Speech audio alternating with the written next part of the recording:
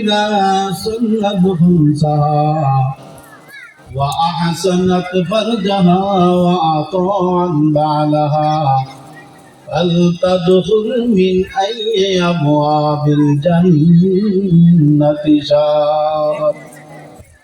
وقال الله تعالى إن الله وملائكته يصلون على النبي يا أيها الذين آمنوا صلوا عليه وسلموا تسليما. صل على سيدنا مولانا محمد وعلى آل سيدنا مولانا محمد.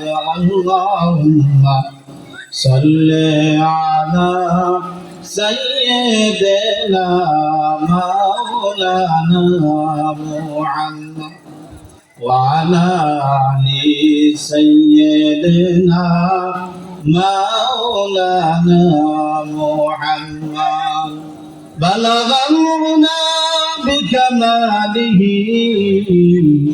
كشف الدجى بجماله حسنت جميع خصاله صلوا عليه وآله.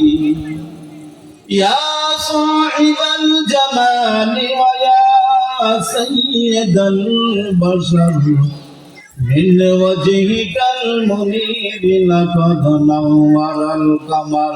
بلغ بجماله كشف الدجى بجماله حسنت جميع خصاله صلوا عليه وآله.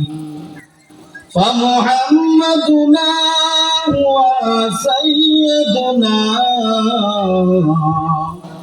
فالعز لنا لإجابته. بلغ العلا بكماله كشف الدجى بجماله حسنت جميع خصاله صلوا عليه وآله. مقبول تو ہے شاد ہے قابل تو بہت ہے ऐना के मानंदे तो नहीं दिल तो बहुत है. ऐना के मानंदे तो नहीं दिल तो बहुत है. दुनिया में है दुनिया का तलबगार नहीं हो बाजार से गुजार हो खरीदार नहीं हो. बाजार से गुजार हो खरीदार नहीं हो.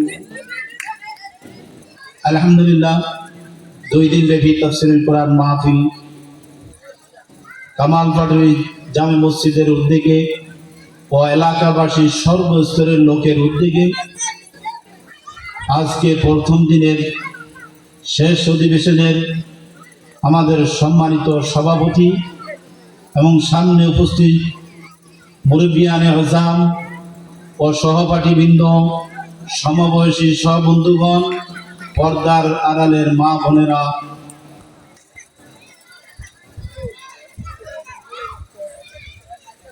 আলহামদুলিল্লাহ আমি আপনাদের সামনে প্রথমে সূরা বাকারা 28 নম্বর একটি আয়াত তেলাওয়াত করছি।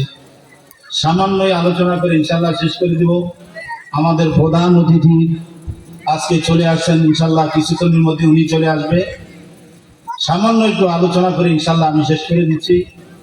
আলহামদুলিল্লাহ আজকের যে মাহফিল, এটা আমাদের এলাকার এবং সর্বস্তরের লোকে সহযোগিতায় আল্লাহ তাআলা আমাদেরকে যে এরকম মাহফিল আয়োজন করার তৌফিক দান করছে। আমরাও কিছু দিনই কথাবার্তা বলা এবং শোনার তৌফিক দান করছে, এই জন্য আমরা শুকরিয়া আদায় করি আলহামদুলিল্লাহ। এখনো আমরা যারা রাস্তায় ঘোরাফেরা করতেছি, দয়া করে আমরা সকলেই মাহফিলের প্যান্ডেলে চলে আসি। এই কামাল বর্ডারি জামে মসজিদ প্রায় 130 বছরের মতো, অনেক পুরানা মসজিদ।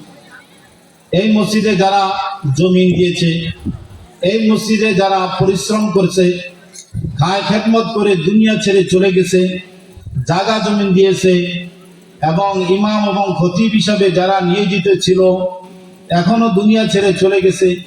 এখন পর্যন্ত যারা দাতা আছে এবং অনেকেই চলে গেছে আমাদের ভিতর থেকে, যারা চলে গেছে আল্লাহ তাআলা তাদের রূহকে জান্নাতুল ফেরদাউস নসিব করুক, আমরা সকলে বলি আমিন। এখনো অনেক ভাই আছেন টাকা দিয়ে, পরিশ্রম দিয়ে, জান মাল সর্বকিছু দিয়ে এই মসজিদ এবং ওয়াজে অনেক কষ্ট করতেছেন, অনেক সাহায্য করতেছেন। আমরা প্রত্যেকের মেহনতকে আল্লাহ তাআলা যেন কবুল করে এবং প্রত্যেকের পরিশ্রমকে আল্লাহ যেন কবুল করে, প্রত্যেকের যেন সহি দিন বুঝদান করে, হেদায়েত নসিব করে। আমরা সকলে দোয়া করি, বলেন সকলে বলি আমিন। আজকে সামান্য একটু আলোচনা করে ইনশাআল্লাহ শেষ করে দিচ্ছি। আমার সামান্য আলোচনা হলো মা বোনদেরকে নিয়ে। আল্লাহ তাআলা কোরআন পাকের ভিতর বলেছেন, আউযু বিল্লাহি মিনাশ শাইতানির রাজীম। ওয়াকুন্না ফি বুয়ুতিকুন্না ওয়ালা তাবাররাজনা তাবাররুজাল জাহিলিয়াতিল উলা। আল্লাহ পাক কালামুল্লাহর ভিতর বলেছে, দুনিয়ার বুকে আমাদের মা বোন আমাদের কাছে অনেক সম্মানিত। কি বলেন, ঠিক না? আমরা যারা এখানে আসছি, আমাদের পূর্বে যারা চলে গেছে, যত পুরুষ, যত আম্বিয়া ইকরাম চলে গেছে, সকলেই আমরা মায়ের পেট থেকে আসছি। কি বলেন, ঠিক না? সকলেই মায়ের পেট থেকে আসছি, সকলেই নাপাক পানি সৃষ্টি। এই ব্যাপারে আল্লাহ পাক বলেন, কাইফা তাকফুরুনা বিল্লাহি ওয়া কুনতুম আমওয়াতা। আমরা যারা আল্লাহর সাথে পাল্লা ধরি, আমার টাকা হয়ে গেছে, আমার ঘর বাড়ি সবকিছু হয়ে গেছে, আমার সুষম দেহ, মোটা তাজা হয়ে গেছে, আমি এখন আর আল্লাহ রসুলকে চিনি না, এখন আর মসজিদ মাদ্রাসাকে চিনি না। কালেকশন করতে গেলে বলে, হুজুর কোথা থেকে আসছেন, কি জন্য আপনারা এগুলি করেন, কি জন্য এত ওয়াজ নসিহত, কি জন্য এত তাফসীর আর মাহফিল? আরে ভাই, এত তাফসীর আর মাহফিল করতেছি, তারপরও তো দুর্নীতি করে না, তারপরও তো খুন খারাপি দিন দিন বেড়েই যাচ্ছে, কমে না। এই ওয়াজ মাহফিলের বরকতে আল্লাহ তাআলা প্রত্যেকটা পাড়ায়, প্রত্যেকটা মহল্লায় যাত্রা গান দিয়ে মানুষকে একাত্ম করে জমা করে রাখতো। এখানে কি মুসল্লি হয়েছে, এর থেকে দ্বিগুণ মানুষ এখানে জমা থাকতো। প্রত্যেকটাই পাড়া দিন তারিখ ঠিক করে ওয়াজের মতো, আজকে অমুক জায়গায় যাত্রা গান হবে, আজকে অমুক জায়গায় যাত্রা গান হবে। সবাই একে অপরকে নিয়ে দাওয়াত দিয়ে সেই যাত্রা গানে চলে যেত। আল্লাহ তাআলা এমন একটি দুনিয়া বাংলাদেশের ভিতরে ফেলা কায়েম করে দিয়েছেন, যেটা হলো তাফসীরুল কোরআন মাহফিল। এর বরকতে আল্লাহ তাআলা এই বাংলাদেশ থেকে যাত্রা গানকে উঠিয়ে নিয়েছে। বলেন ঠিক কিনা? এখনো কিছু আছে, এগুলো ওঠে না কেন? ওয়াজ নসিহত আমরা শুনতাম যাই, কিন্তু ইখলাসে নিয়তে শুনতাম যাই না। যেখানে আমরা ওয়াজ নসিহত শুনতে যাইব, নিজে কিছু কামানোর জন্য চেষ্টা করব। প্রত্যেকটা দিন মানুষ চায় দুনিয়াতে কিভাবে উন্নতি করব। প্রত্যেকটা দিন মানুষ উন্নতির ধারা হয়ে যাচ্ছে। আজ এতদিন ছিল সনের ঘর বাদ দিয়ে হয়েছে টিনের ঘর। এখন টিনের ঘর নাই, সব হয়েছে বিল্ডিং। মানুষ আরো চায় আরো উন্নতি, আরো চায় আরো উন্নতি। দুনিয়ার উন্নতি করতে করতে আল্লাহর রাসূল সাল্লাল্লাহু আলাইহি সাল্লাম বলল যে দুনিয়ার আশা তখন পর্যন্ত মানুষের শেষ হবে না, যতক্ষণ পর্যন্ত কবরের মাটি তার চোখে না পড়বে, ততক্ষণ পর্যন্ত আমাদের দুনিয়ার আশা ঠিকই থাকবে, শেষ হবে না। তাই এত তারপরেও মানুষের ভিতর থেকে সন্ত্রাসী যায় না, দুর্নীতি যায় না, লুটতরাজি যায় না, জিনা ব্যভিচার যায় না। আর যদি মাহফিল না হইতো, এরকম জলসা যদি না হইতো, এই যে দেখেন এখানে যতগুলো লোক আছে প্রত্যেকেই মোবাইলের ভিতরে আড্ডায় থাকতো, ঠিক কিনা? হয়তো টিভি দেখতো, নাই তো লুডো খেলতো, নাই তো জুয়া খেলতো, যে কোনো একটা গুনার ভিতরে লিখতে থাকতো, কি বলেন ঠিক না? আল্লাহ তাআলা যেন আমাদেরকে ওই গুনাহ থেকে হেফাজত করে বেহেশতের বাগানে এসে বসার তৌফিক দান করছে, সকলে বলি আমিন। আল্লাহ তাআলা যেন সকলকে কবুল করে। তাইলে বলতেছিলাম, আল্লাহ তাআলা বলেছে কাইফা তাকফুরুনা বিল্লাহ, হে আমার বান্দা,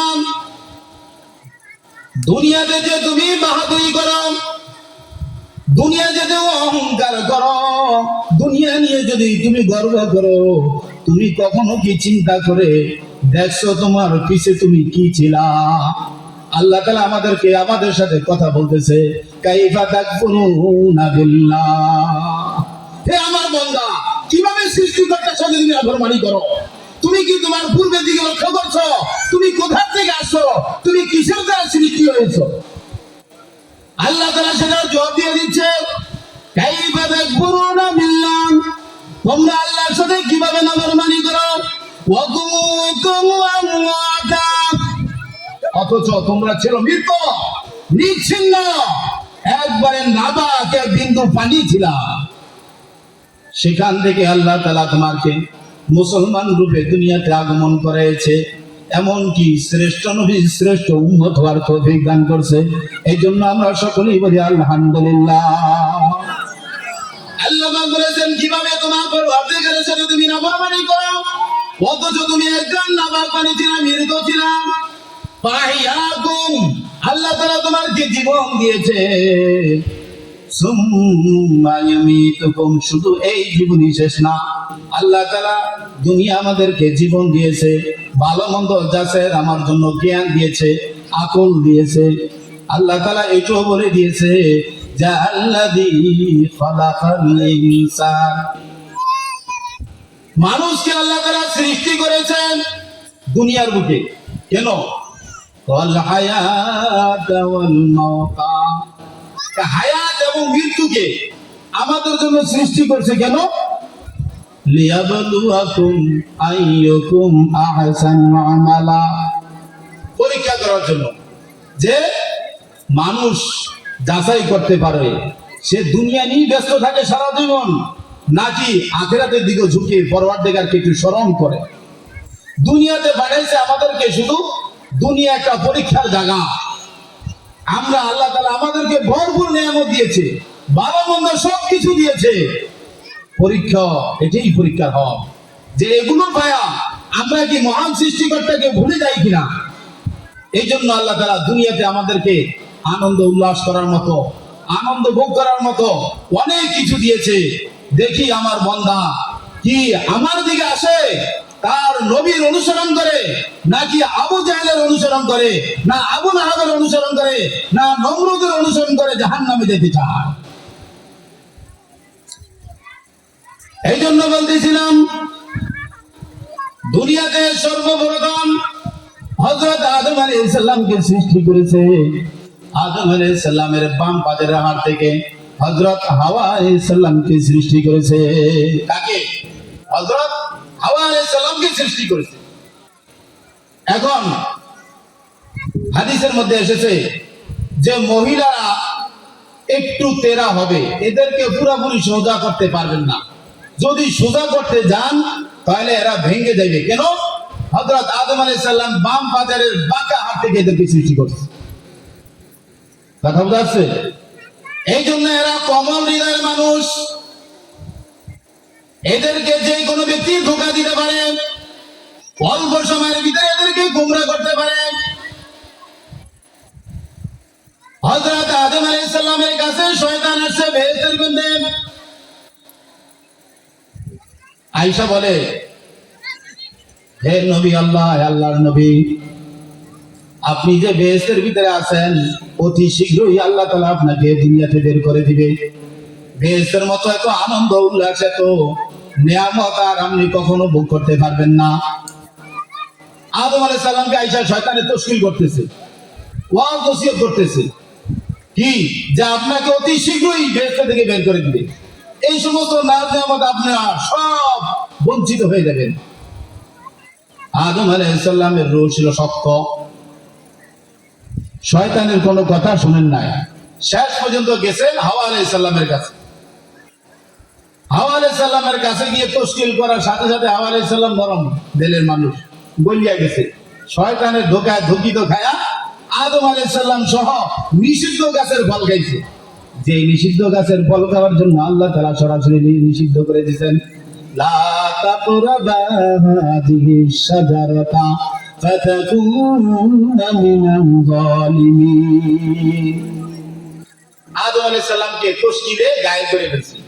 শেষ পর্যন্ত হাওয়া আলাইহিস সালাম আদম আলাইহিস সালামকে সহ নিষিদ্ধ গাছের ফল খায়া জান্নাত থেকে বের হয়ে গেল। তাহলে শয়তানে ধোঁকা দেয় আমাদেরকে কি উপকার করার জন্য না ক্ষতি করার জন্য? সব সময় ক্ষতি করার জন্যই আমাদেরকে ধোঁকা দিয়ে থাকে। এখন তো আর শয়তান প্রয়োজন নাই। কেন? শয়তান চাবি দিয়ে চলে গেছে, আর তার দরকার নাই। কেন? আমাদের ভিতরে যেই মানুষ, যেই মুসলমান আমরা আছি, এগুলি একজনের কাজ করি। কথা বোঝা আসছে? মসজিদ পাকা, মুসল্লি কাঁচা। তাহলে কাদের ধোকায় পড়ে গেছে? শয়তানের ধোকায় পড়ে গেছে। যাই হোক, বলতেছিলাম, মা বোনরা হলো হাওয়া আলাইহিস সালামের উত্তরসূরি, মা আমেনার উত্তরসূরি, বিবি মরিয়মের উত্তরসূরি, রাসূল সাল্লাল্লাহু আলাইহি সাল্লামের মা আমেনার উত্তরসূরি মা বোনরা। এই মা বোনদেরকে আজকে দুনিয়াতে কত লাঞ্ছিত করতেছে। কারণ কি জানেন? ইসলামের প্রথম যুগে আরব কান্ট্রির ভিতরে কোন ঘরে যদি কোনো মেয়ে হইতো, তখন ওই ঘরের লোক মানুষকে দেখা দিত না, শরমে লজ্জা, হায় হায় মেয়ে হইছে, এরা কি করব। এদের প্রথা ছিল, মেয়ে যদি হয় তাকে জীবিত কবর দেয়, জীবিত তাকে দাফন দিয়ে দেয়, তার জন্য লাঞ্ছিত মনে করে, বলে নাউজুবিল্লাহ। সেই আরব কান্ট্রির কুপ্রথা ছিল, জাহিলি যুগে এই প্রথা ছিল। আসেন ইহুদির সময়, ইহুদি ধর্ম মা বোনদেরকে কোনো সম্মান করে নাই। মা বোনরা যদি জন্ম হইতো, কোন মেয়ে যদি জন্ম হইতো, তাকে লাঞ্ছিত মনে করে নিজেরাই পলায়ন শুরু করত। এভাবে ইহুদি ধর্ম মা বোনদেরকে কোনো সম্মান দেয়। এভাবে মুশরিক কাফের হিন্দু ধর্ম মা বোনদেরকে কোনোদিন সম্মান দেয় নাই। তারা অসুস্থ হয়ে গেলে তাদেরকে ঘর থেকে বের করে আলাদা একটা ঘর তৈরি করে দিত। তাহলে ইহুদিগণ, নাসারাগণ, হিন্দুগণ, বৌদ্ধগণ কোন ধর্মী মা বোনদেরকে সম্মান দেয় নাই। আল্লাহর রাসূল সাল্লাল্লাহু আলাইহি সাল্লাম বলেছেন যে আল মাররাতু ইযা সাল্লাত খামসাহা ওয়া আতাআত বা'লাহা ওয়া আহসানাত ফারজাহা ফালতাদখুল মিন আইয়ি আবওয়াবিল জান্নাতি শাআত। এবং আল্লাহ সরাসরি ঘোষণা করে গেছেন, ওয়াকারনা ফি বুয়ুতিকুন্না ওয়ালা তাবাররাজনা তাবাররুজাল জাহিলিয়াতিল উলা। আল্লাহ তাআলা মা বোনদের ব্যাপারে বলছেন এই আয়াতটা, যে ওয়াকারনা ফি বুয়ুতিকুন্না, হে আমার বান্দিরা, তোমরা তোমাদের ঘরেই বসবাস করো। ওয়ালা তাবাররাজনা, জাহিলি যুগের প্রথার মতো তোমরা দুনিয়ার আনাচে কানাচে ছিন্ন বিচ্ছিন্ন হয়ে গুনাহে জড়িত হওয়া, এটা আমি চাই না। খবরদার। এখন আল্লাহর হুকুম আমরা মানি না, যার কারণে মা বোনদের সম্মান আমরা রক্ষা করতে পারি না। যতদিন মা বোনদের সম্মান রক্ষা করতে পারবো না, ততদিন দুনিয়ার ভিতরে ফিতনা আসবি, ফিতনা আসবি, ফিতনা আসবি। মহিলা মানে গোপনে থাকা, ইসলাম ধর্মে মহিলাদেরকে স্বর্ণের মতো দামি করে তুলছে, বলেন সুবহানাল্লাহ। স্বর্ণ অলংকার মানুষ যেভাবে গোপনে রাখে, দুনিয়ার ভিতরে সবচেয়ে দামি যেমন হীরা স্বর্ণ এগুলো যেমন গোপনে থাকে, আল্লাহ তাআলা বা আল্লাহ রাসূল সাল্লাল্লাহু আলাইহি ওয়াসাল্লাম বলেছেন ঠিক মা বোনরা ওইরকম গোপনে থাকবে। কেন? এরা সমস্ত আম্বিয়া ইকরামের মা, সমস্ত আউলিয়া ইকরামের মা, সমস্ত আলেম ওলামাদের মা। এদের সম্মান হইল তোমাদের অনেক ঊর্ধ্বে, অনেক ঊর্ধ্বে। সামান্য আমল করলেই পুরুষের থেকে অনেক আগে তারা জান্নাতে চলে যেতে পারে, বলেন সুবহানাল্লাহ। ইসলাম তাদেরকে সম্মান করেছে। কিন্তু মুসলমানদের ইসলামের ভিতরে অনেক লোক মুসলমান রূপে ঘাপটি করে মা বোনদেরকে আজকে সামান্য তশকিরি নিয়ে যাচ্ছে। অল্প সামান্য তশকিরি, অল্প বেতনি তাদেরকে ঘর থেকে বের করে দেয়। সেই শয়তানের মতো তশকির করে শেষ পর্যন্ত পুরুষকে গায়েল করে ফেলায়। দুনিয়াতে বনি ইসরাইলের উপরে গজব আছে মহিলাদের কারণে। আল্লাহ রাসূল সাল্লাল্লাহু আলাইহি ওয়াসাল্লাম বলেছেন আন-নিসাউ হিবালাতুশ শায়াতিন। শয়তানের জাল, শয়তানের জাল হইল মহিলা। মহিলার মাধ্যমে একটা পুরুষকে আল্লাহওয়ালা বানানো সম্ভব হয়, আর মহিলার মাধ্যমে একটা পুরুষকে জাহান্নামে নিয়ে যেতে সম্ভব হয়ে যায়। কথা বুঝা আসছে? এই জন্য ইসলাম ধর্মের ভিতরে মহিলাদেরকে অগ্রাধিকার দিয়েছে, অনেক সম্মান দিয়েছে, যেটা বলেও শেষ করে দেন।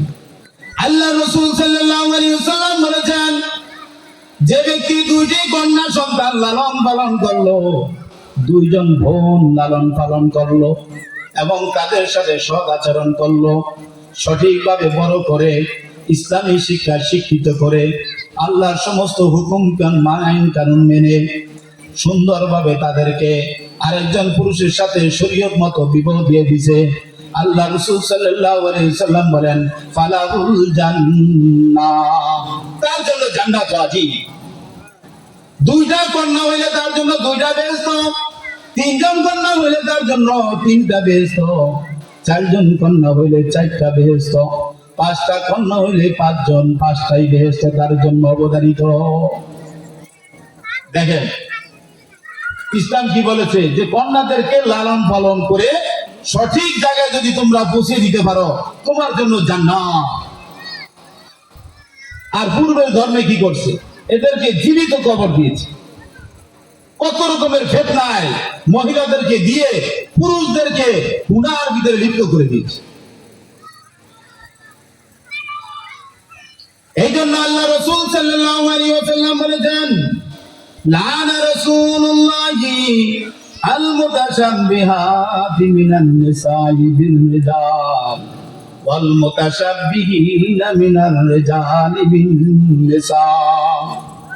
আবু দাউদ শরীফের ভিতরে আছে, কোন মহিলা যদি পুরুষের সাদৃশ্য গ্রহণ করে আর কোন পুরুষ যদি মহিলার সাদৃশ্য গ্রহণ করে তাহলে তাদের জন্য জাহান্নাম ওয়াজিব। যেই মা বোনদেরকে স্বর্ণের মতো দামি করে তুলছে ইসলাম ধর্মের, কোরআনের ভাষায়, রাসূলের ভাষায়, আর ওই মা বোন যদি ঘর থেকে বের হয়ে পুরুষের সাদৃশ্য গ্রহণ করে, পুরুষে বাজার করে, মহিলারও বাজার করে, পুরুষে একজন একজনের সাথে ঘেঁষা দেয়, মহিলারও একজনের সাথে একজনে ঘেঁষা দেয়, পুরুষও যেমন করে মহিলারও সেমন করে, সম অধিকার নামে সব জায়গায় মহিলারা সব প্রতিষ্ঠানে কাজ করে। তো এইটা আমাদের জন্য কামিয়াবি না, এটা আমাদের জন্য হালাকি আর ধ্বংস। যতদিন মহিলারা পর্দায় না দেখবে, সমস্ত আল্লাহ রাসূলের আইন কানুন যতক্ষণ না মানবে, ততদিন পর্যন্ত দুনিয়ার শান্তি শৃঙ্খলা ততদিন ধরে রাখা যাইবে না। যতদিন পর্যন্ত রাষ্ট্রপ্রধান মহিলা থাকবে, যতদিন পর্যন্ত মন্ত্রী মহিলা থাকবে, যতদিন পর্যন্ত গার্জিয়ান মহিলা থাকবে, ততদিন পর্যন্ত দেশে কোনো শান্তি আসবে না। ততদিন পর্যন্ত দেশে কোনো শান্তি আসবে না। কথা বুঝাচ্ছে? ইহুদি নাসারারা মহিলাদেরকে মানুষই মনে করতো না, তারা বলতে এরা কোনো মানুষই না, কিন্তু ইসলাম ধর্মে এটা বলে নাই। নবীর মতো সম্মান দিয়েছে মা বোনদেরকে। এই সম্মান মা বোনরা যদি আমরা না রাখতে পারি, তাহলে মা বোনরা কোনোদিন ইজ্জত রাখতে পারবে না, কখনো ইজ্জত রাখতে পারবে না। মা বোনরা হইল স্বর্ণের মতো দামি। এটা যদি আমরা অবহেলায় ফালিয়ে দেই, তাহলে এটা কি থাকবে? এটা ভাঙবো, এটা চোরে নিয়ে দেবে। এটা কি নিয়ে দেবে? চোরে নিয়ে দেবে। এই জন্য মহিলা মানে গোপনে থাকা, মহিলা মানে পর্দায় থাকা।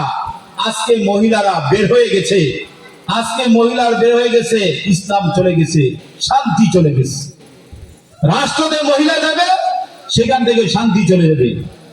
বোর্ড অফিসে মহিলা যাবে, সেখান থেকে শান্তি চলে যাবে। যে কোনো প্রতিষ্ঠানে মহিলা যাবে, সেখান থেকে শান্তি চলে যাবে। কেন?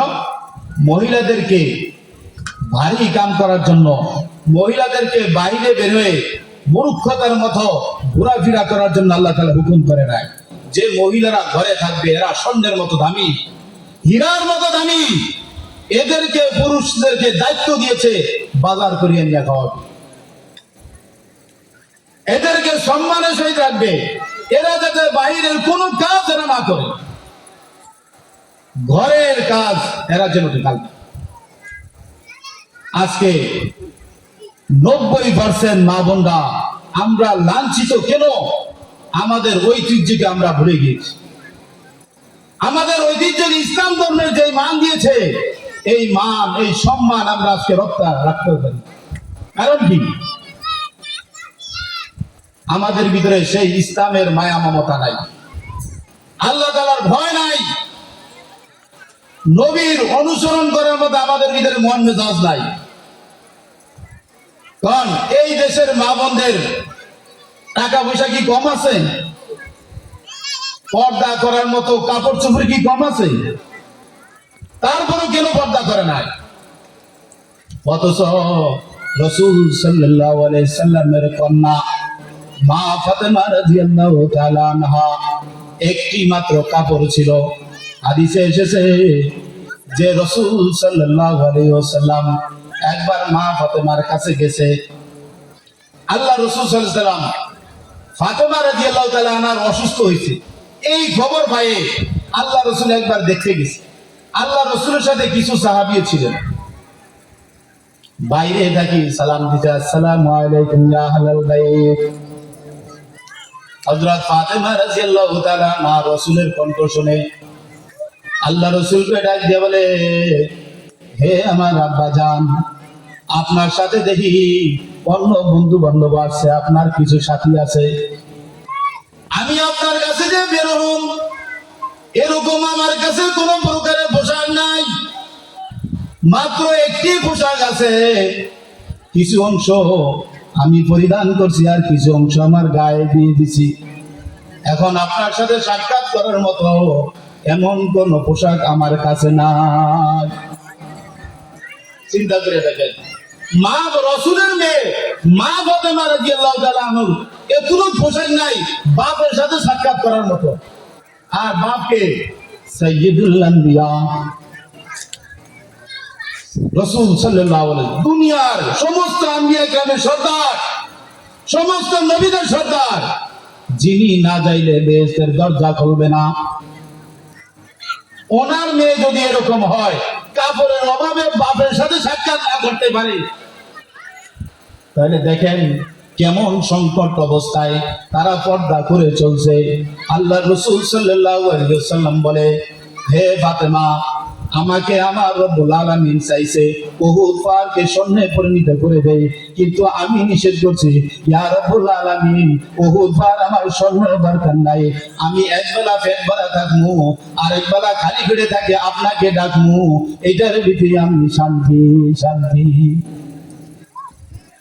আল্লাহ রাসূল পারতো না কাকে দামি পোশাক পরানোর জন্য? পারতো না? সবকিছু করতে পারতো না? পারতো, সবকিছুই পারতো। কিন্তু আল্লাহ রাসূল আল্লাহ তাআলা থেকে দুনিয়া চায় নাই, দুনিয়া চায় নাই। আল্লাহ রাসূল সাল্লাল্লাহু আলাইহি সাল্লাম চাইছেন দুনিয়ার এত সামান্য জিন্দেগি, এটা তো আমার আসল বাড়ি নয়, এখানে আমি আরাম আয়েশ করে কি করব? এটা তো আমার আরামের জায়গা নয়, এখানে তো আমি আরাম করতে আসি নাই। আল্লাহ রসুলকে রিসালাতের জন্য পাঠিয়েছে, আমি তো কেবল দ্বীনের দাওয়াত দেওয়ার জন্য আসি, আমি তো কেবল রিসালাত প্রচার করার জন্য আসি, আমি তো কেবল আল্লাহ তাআলার কালেমাকে প্রচার করার জন্য আসি, আমি তো কোনো শান শাওকাত আনন্দ উৎফুল্ল করার জন্য আসি নাই। আজকে মা বোনদের অবস্থা কি? একদিন এক বোরকা গায়ে দেয়, একদিন এক কাপড় পরিধান করে, তারপরও তাদের পেট ফিট উদাম করে রাস্তায় চলে যায়, বাজারে চলে যায়, মুখ খোলা রেখে বাজারে চলে যায়। তাইলে একজন ব্যক্তি যদি মুখ খোলা রেখে রাস্তায় রাস্তায় হাঁটে, একজন মহিলা, আর পুরুষে দেখা বলে, দেখা যদি বলে এটা কালা না সুন্দর, কি বলেন? মুখ খোলা রাখার কারণেই তো বলতে পারে, কি বলেন? তার দিকে আকৃষ্ট হইতে পারে, তাকে চুরি করার জন্য চেষ্টা করে, তাকে লাঞ্ছিত করার জন্য চেষ্টা করে। কারণ কি? মুখ খোলা রাখছে আর চিনতে পারছে এটা অমুকের মেয়ে, অমুকের মেয়ে, অমুক সুন্দরী, ঠিক কিনা? কারণ কি? মুখ খোলা রাখছে। এই জন্যই ধোকা, এই জন্যই মানুষ আজকে বেইজ্জত, পর্দা না থাকার কারণে।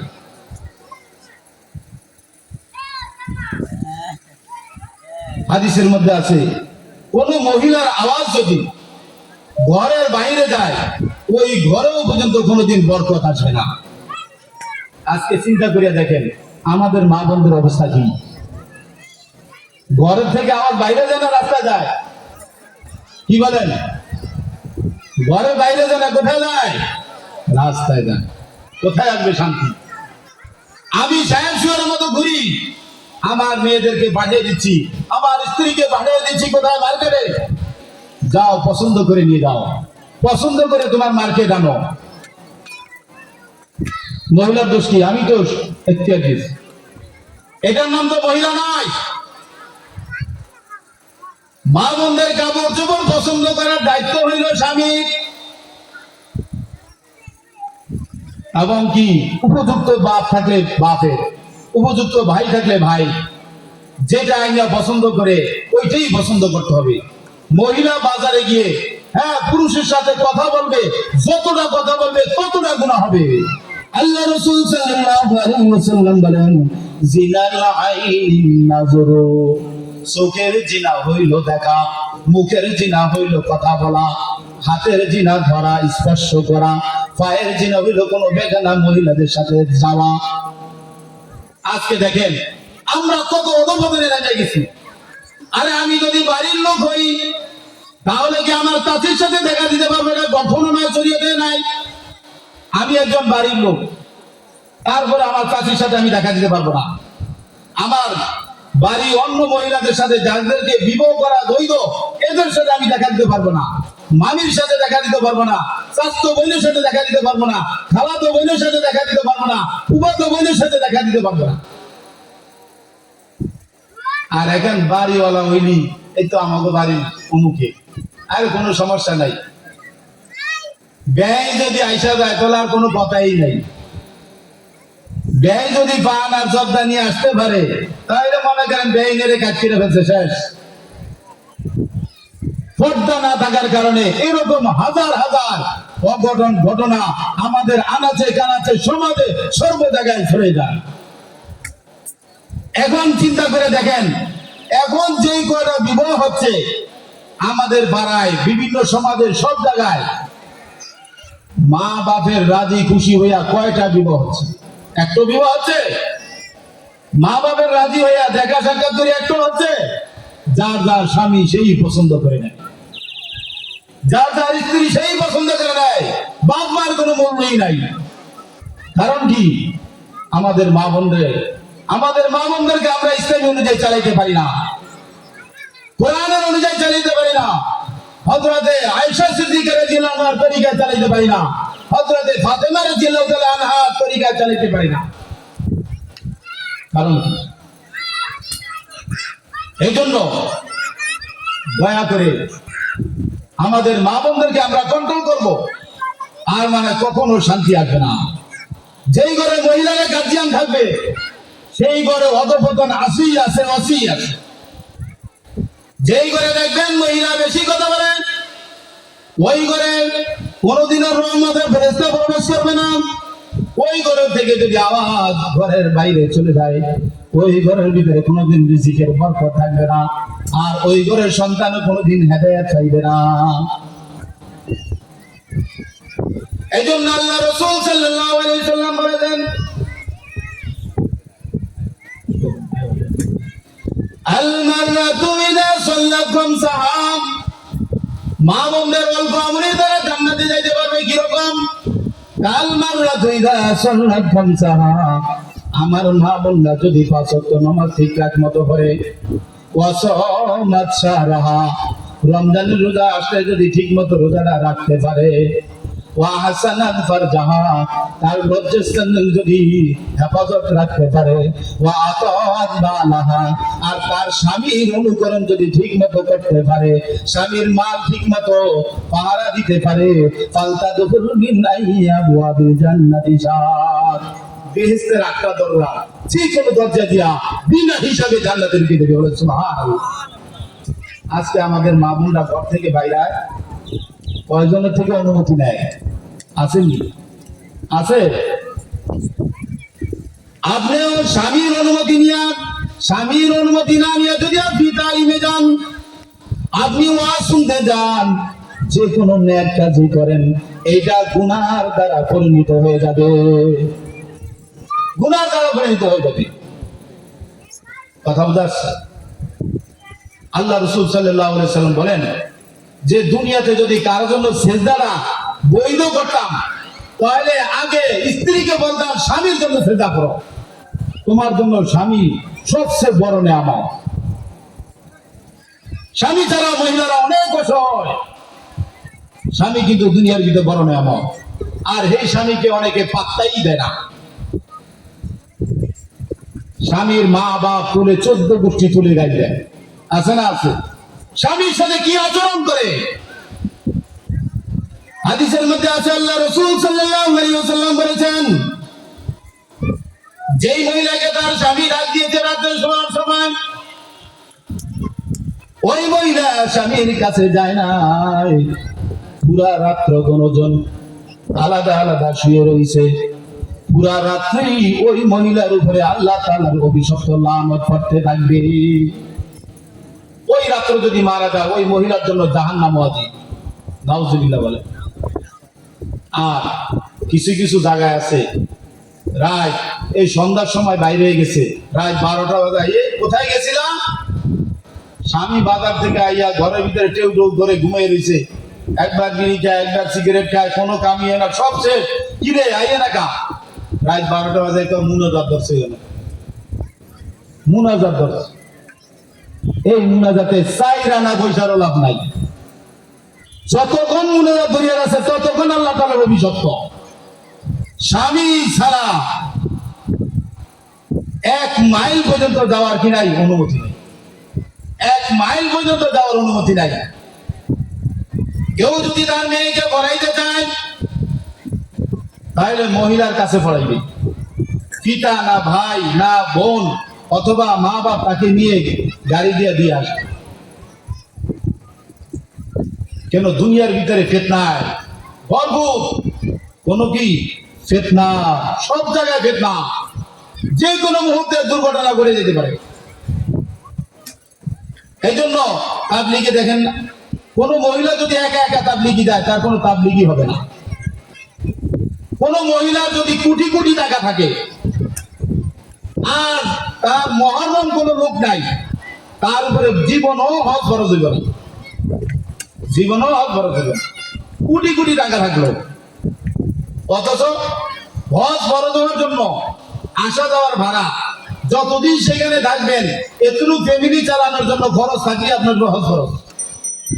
কিন্তু মহিলার যদি কোনো মহরম নাই, স্বামী নাই, ভাই নাই, পিতাও নাই, মহরম কোনো বলতে লোক নাই, তাহলে ওই মহিলার উপরে হজ পর্যন্ত ফরজ না।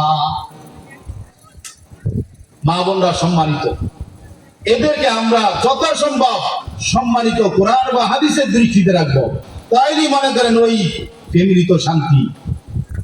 মা বোনদেরকে কোনো কর্তৃত্ব করতে দিবেন না। কেন? তাদের আকস আল্লাহ তাআলা নাকেস করেই পাঠাইছে। তাদের আকল জ্ঞান তাদের নাকেস। যে কোনো জায়গায় তারা ভুল ত্রুটি করে ফেলবে, যে কোনো জায়গায় তারা পেঁচায় গাইবে। এই জন্য এটা থেকে সতর্ক থাকতে হবে। আল্লাহ রাসূল সাল্লাল্লাহু আলাইহি ওয়াসাল্লাম যখন মেরাজে গিয়েছেন, সেখানেও আল্লাহ রাসূলকে জাহান্নাম এবং জান্নাত দেখানো হয়েছে। জাহান্নামের ভিতরে অধিকাংশ মহিলাদেরকে দেখা হয়েছে, বলে নাউজুবিল্লাহ। কেন? মহিলারা একসাথে হইলি বিভিন্ন ইরান তুরানের কাহিনী, গীবত, শিকায়াত, সর্বদা যা কিছু আছে সব কিছু বলতে থাকে। একজন ব্যক্তি গীবত যদি বলে আরেকজনের, তাহলে সে তার ভাইয়ের গোশত থেকে, এবং গীবত বলার দ্বারা, গীবত শিকায়াত করার দ্বারা নিজের আমলগুলো বরবাদ হইতে থাকে। কথা বুঝাচ্ছে? এই জন্য যতদিন আমরা মা বোনদেরকে ঠিক না করতে পারবো, ততদিন দুনিয়াতে শান্তি রাখা করা যাবে। যতদিন সংসদ থেকে, রাষ্ট্র থেকে মা বোনদেরকে না নামাইতে পারবো, রাষ্ট্রের ভিতরে কখনো শান্তি খুঁজে পাইবেন না, কখনো শান্তি খুঁজে পাইবেন না। কথা বুঝাচ্ছে? এই জন্য আমরা দোয়া করি আমাদের দেশের রাষ্ট্রতে যাতে একজন পুরুষ লোক আসে, যোগ্য পুরুষ লোক। মুসলমান যেহেতু বেশি, ইসলামী রীতিনীতি অনুযায়ী একজন মুসলমান রাষ্ট্রপ্রধানকে আমরা চাই, বলেন ঠিক কিনা? আল্লাহ তাআলা আমাদের সকলের দোয়াকে কবুল ও মঞ্জুর করুন।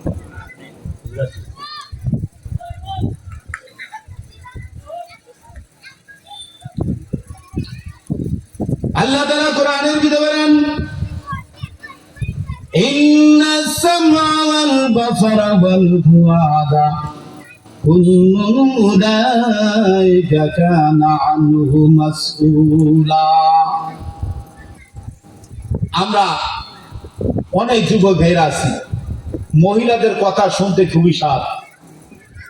কথা বুঝাচ্ছে? এই কান হলো আল্লাহ তাআলার একটা নিয়ামত। ইন্নাস সামআ ওয়াল বাসারা, কান দিয়ে আমরা যদি বেগানা মহিলার কথা শুনি আর যদি আরম্ভ করি, তাহলে জিনা গুনাহ হবে। চোখে যদি দেখে তাকে যদি আকৃষ্ট হই তার দিকে, তাহলে আমার চোখের গুনাহ হবে। কলব যদি তার দিকে ধাবিত হয়, তাহলে আমার কলবের গুনাহ হবে। এইভাবে প্রত্যেকটা অঙ্গ যদি কোনো বেগানা মহিলার দিকে তাকিয়ে এগুলো যদি তার দিকে ধাবিত হয়, প্রত্যেকটা অঙ্গের জিনার গুনাহ আল্লাহ তাআলা আমার আমলনামায় লিখে ফেলবে। এই জন্য ইসলাম ধর্মের ভিতরে মা বোনদেরকে মর্যাদা, খুবই মর্যাদা দিয়েছে, স্বর্ণের মতো, হীরার মতো মর্যাদা। এদেরকে আমরা বেপরদায় রাখিয়ে ওয়াইন ইসলামিক কর্মকাণ্ড শিখিয়ে এদেরকে পর্দা থেকে যাতে আমরা বের না করি, মহিলাদেরকে মহিলাদের সম্মান বজায় রাখার জন্য আমরা চেষ্টা করি। ঠিক আছে? আমরা ভাবো কিনা বলেন ইনশাআল্লাহ? আল্লাহ তাআলা আমাদের সকলকে আমল করার তৌফিক দান করুন।